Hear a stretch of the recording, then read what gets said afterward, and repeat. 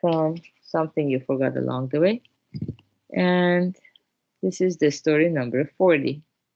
He who saves others will be saved himself. The Lion and the Mouse.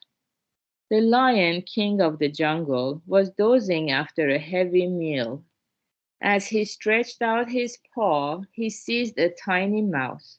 The mouse cried desperately, "Oh, mighty King Lion, please let me go. If you spare me now, I will never forget your kindness. In your moment of need, I'll be sure to repay you." The lion laughed out loud. "I don't believe I'll ever need help from the likes of you," he said.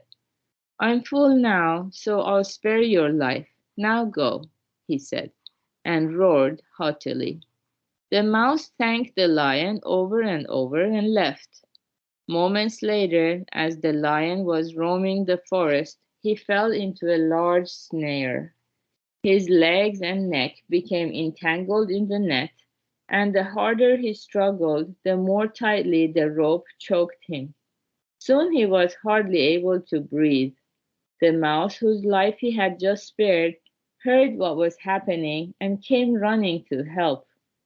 "Oh, great king," he said, "I will now save your life." Then he gnawed through the ropes and set the lion free. Things are not to be measured by inches, for even a tiny mouse may help a mighty lion. As we live embraced with kindness, there is no knowing when we too may receive a great favor.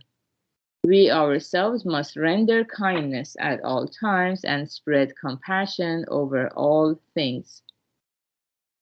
Okay, maybe some of us have heard this story when we were growing up. It teaches a very valuable lesson and several lessons, but today maybe I will focus on one lesson, which is, as we rise in status or we become powerful or strong in society or in our communities, we have to be very mindful of our pride, or what Buddha called as conceited mind. Buddha taught all people they have 7 conceits. It's one of our blind passions.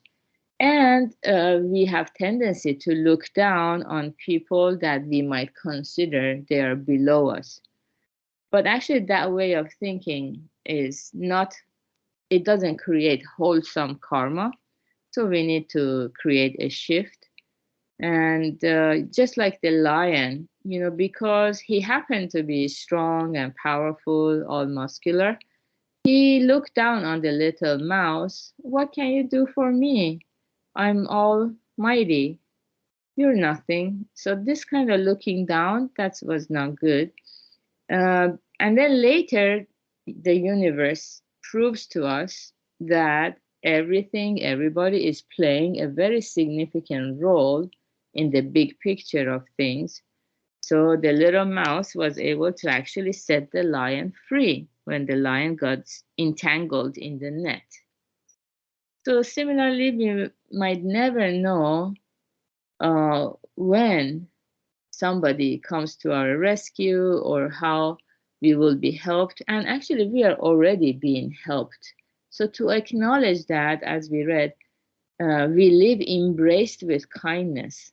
So there is no knowing when we too may receive a great favor. So our attitude, we try to just render kindness at all times and spread compassion over all things.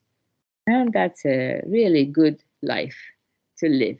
So good job, everyone, for being here, practicing together. Today is Friday, so we're going to have the Purpose and Meaning Lab at 3 p.m. Pacific time.